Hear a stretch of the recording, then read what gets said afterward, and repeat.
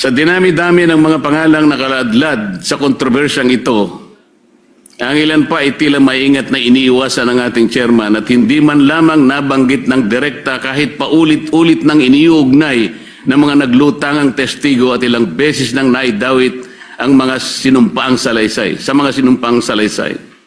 Talaga namang pilit na isinasama ako sa kanyang naratibo. Masyadong halata naman ito, Ginoong Pangulo. Ako na ngayon ang pinagtutuunan niya ng pansin.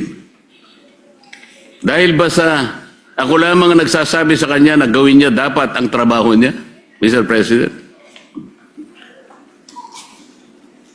Kung talagang hangarin ng chairman ay katotohanan na transparency, bakit tila naging targeted ang kanyang patama sa pumupuna sa kanya?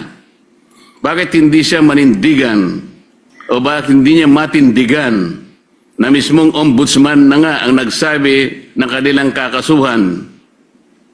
Si Speaker